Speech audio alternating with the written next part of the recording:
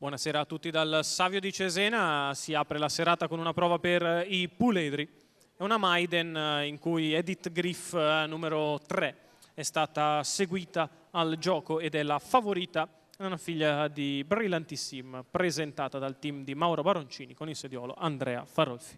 Andiamo a leggere il campo completo dei partenti con l'1 Hermes FC, Vincenzo Pisquaglio dell'Annunziata, 2 Einstein Griff, Antonio Di Nardo, 3 Edith Griff, Andrea Farolfi, 4 Ecate SL, Andrea Vitagliano, 5 Eros Gad, Maria Laura Lonano, 6 Easy Top, Gennaro Amitrano.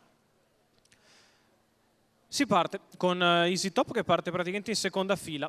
Sbaglia Edith Griff come l'altro giorno allo stacco in errore ed è Ecate SL ad andare al comando nei confronti di Hermes FC in seconda posizione, poi Einstein Griff in terza a precedere Easy Top e quindi Eros Gad, mentre si è rimessa in coda e non è finita tra gli strali della giuria Edith Griff, che però è molto distante. 15,5 per il lancio da parte di Ecate SL, che si mantiene in evidenza nei confronti di Hermes FC, mentre muove dalla quarta posizione Easy Top che va accanto ad Einstein Griff e comincia a risalire sul rallentamento del battistrada. 31,2 per il primo quarto, Ecate SL in vantaggio.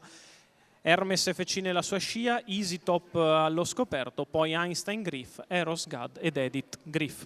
I primi 600 metri se ne vanno in 47,4 con Ecate in vantaggio, Hermes nella sua scia, Easy di fuori, Einstein Griff che si muove con gradualità all'esterno va a fare la seconda pariglia.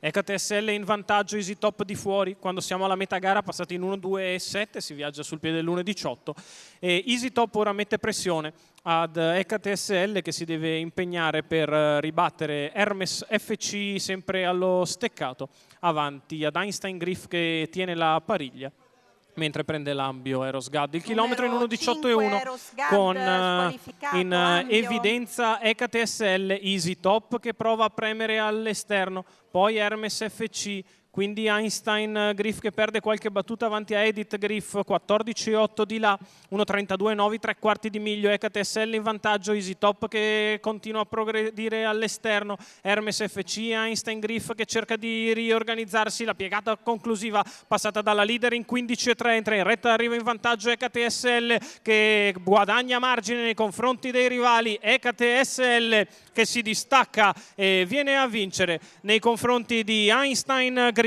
che sul palo ha ragione di un ottimo Easy Top.